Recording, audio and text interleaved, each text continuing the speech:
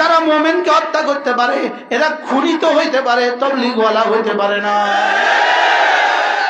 মূলত প্রশ্ন, হুজুর আসলে এটা হইতে দিল কেন, এটা করলো কেন, আসলে এটা করলো কেন? মূলত এদের পেছনে আছে ইসরাইল, এদের পেছনে আছে ইসরাইল আর বহু কোটি কোটি ডলার খরচের পর এরা দেখলো আমাদের এই খরচের দ্বারা তেমন কোন ইসলামের ক্ষতি হয় নাই। এরাও 6 নম্বরের কথা বলে, এরাও 6 নম্বরের কথা বলে, তেমন কোনো বেশকন নাই। এরাও কালেমা নামাজ ইলম জিকির ইকরামুল মুসলিমিন সহিহ তাবলীগের কথা বলে, এরাও কালেমা নামাজ ইলম জিকির ইকরামুল মুসলিমিন সহিহতের কথা বলে।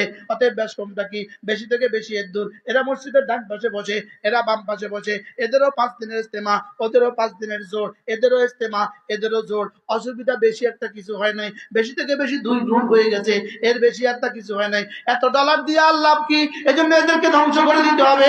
এজন্য এদেরকে ধ্বংস করতে হবে কেমনে? এদেরকে যদি বলো এরা 2-4 জনকে খুন করে দেখ, তো দেখবা অটোমেটিক এরা ধ্বংস হয়ে গেছে।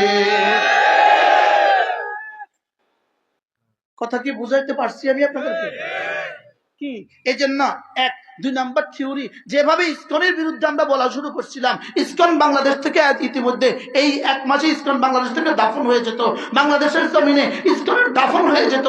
এজন্য আমাদের মুভমেন্টকে, আমাদের বক্তব্যকে, আমাদের রগরেশাকে, আমাদের বয়ানকে, আমাদের কথাগুলোকে আমাদেরকে ওদের বিরুদ্ধে না লাগাইয়া আমাদেরকে আমাদের পরস্পরের বিরুদ্ধে লাগাইছে।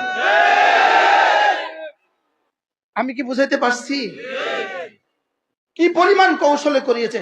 হুবহু যেভাবে শয়তান হযরত হাওয়া আর আদম আলাইহিস সালামকে গিয়ে কি বলল, আব্বা আম্মা, আল্লাহ বলছে ওয়ালা তাকরাবা হাদিস শাজারা, এই গাছের কাছেও যাবেন না। কেন বলছে জানেন?